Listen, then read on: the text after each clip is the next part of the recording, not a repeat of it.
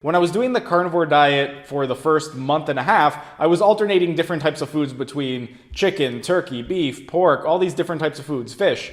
Whereas this time around, I'm sticking solely to beef, but I am changing up the cuts of beef. So for the last 5 weeks, basically what I've been consuming is top sirloin, rump roast, beef shank, beef liver, and sirloin tip roast.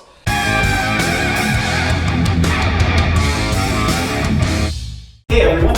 Thanks for tuning in, and welcome back to another Sunday Q&A.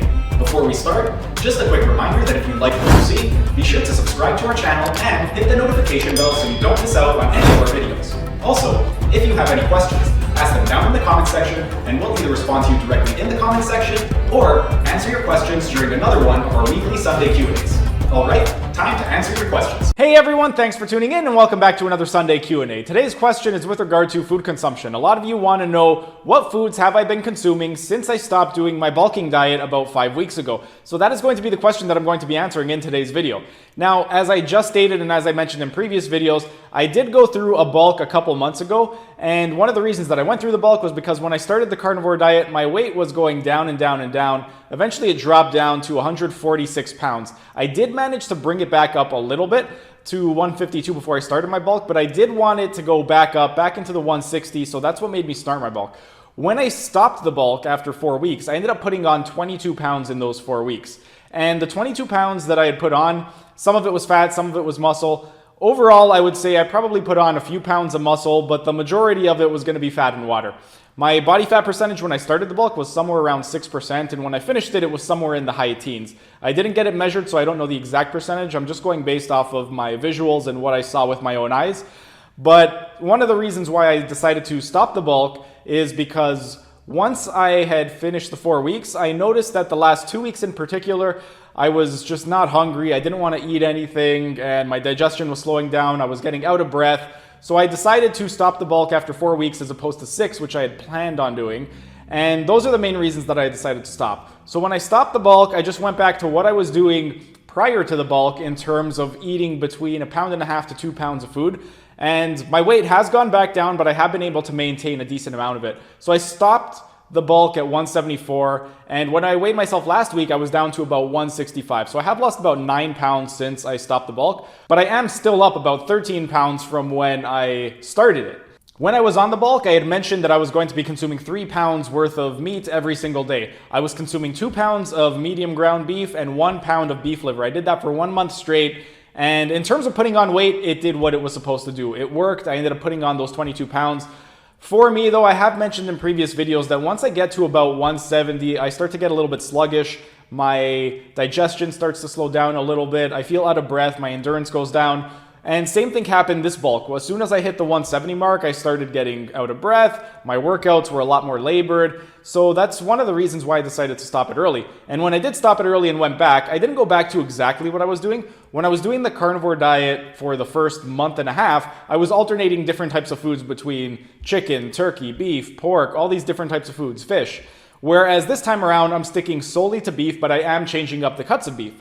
So for the last 5 weeks, basically what I've been consuming is top sirloin, rump roast, beef shank, beef liver, and sirloin tip roast. All of the food that I do order comes from a local farm, and it's all pre-weighed, so I don't really have to do any weighing or anything like that. Not that I ever did weigh my food, but it's just one more thing that is convenient and that I don't have to worry about. So in terms of the top sirloin comes in packs of anywhere from 750 to 1,000 grams. So roughly 2 to 2.2 pounds.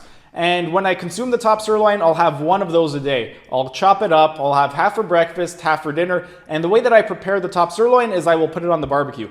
On the barbecue, I'll turn it to full blast, I'll let it sit, let it heat up. Once the barbecue reaches about 500 degrees, I'll turn the barbecue way down, put the steak on there for exactly 3 minutes 30 seconds, I'll flip it over once, another 3 minutes 30 seconds, and then it comes out medium rare, which is exactly how I like it. In terms of how I season it, all I do is put salt on all of my meats. And that is how I prepare my top sirloin.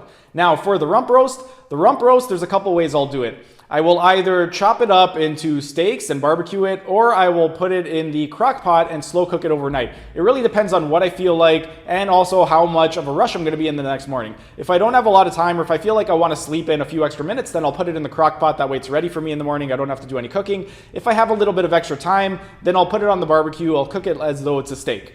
And in terms of the rump roast, When it gets delivered, it's 2 to 3 pounds depending on the type of roast that I get.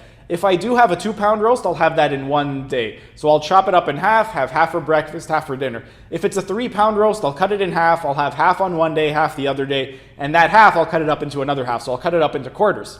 And in terms of how I season it, again, just sea salt. The other thing is beef shank. The beef shank, when I do order it, the pieces come from 300 to 800 grams. So when I do consume it throughout the day, I'll try to hit anywhere from 700 to 1,000 grams worth of beef shank. And the way I prepare the beef shank is I will put it in the crock pot overnight. And again, it's ready for me in the morning. I tried barbecuing the beef shank and it's just way too tough. It ended up killing my jaw just from chewing the beef shank because you have to chew it a lot when you do barbecue it. So I'd rather just put some salt, put it in the crock pot, and then just let it sit there overnight for 8 hours. When I do cook all of my stuff in the crock pot, I'll generally put it for 8 hours on low. And what I'll do is I will take a cup of homemade bone broth, put that in the crock pot.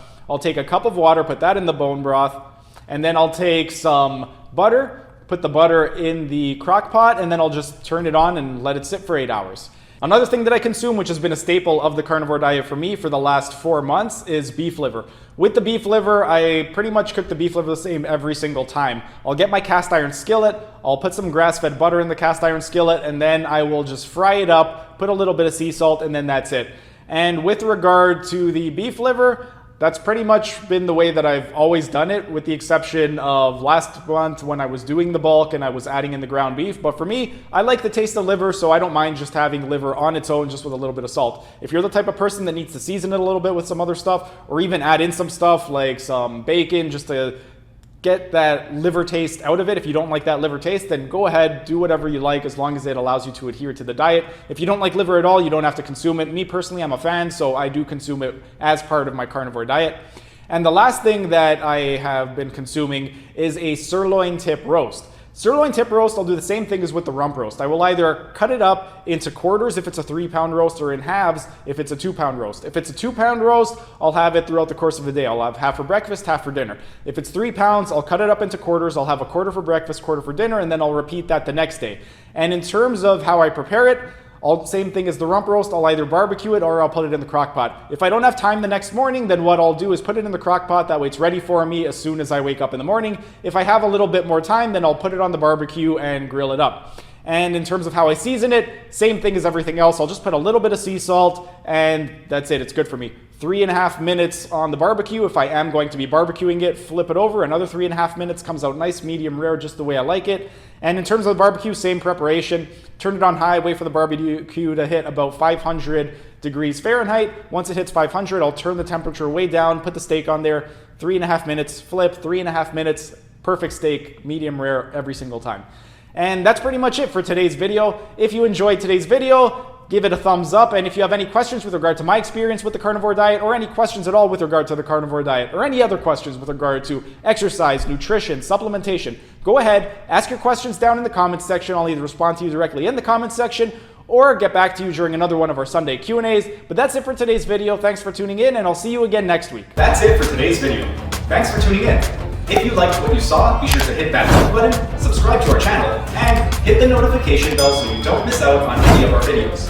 And if you have any questions, ask them down in the comment section, and we'll either respond to you directly in the comment section or answer your questions during another one of our weekly Sunday Q&As. Keep fit, have fun, and we'll see you again next week.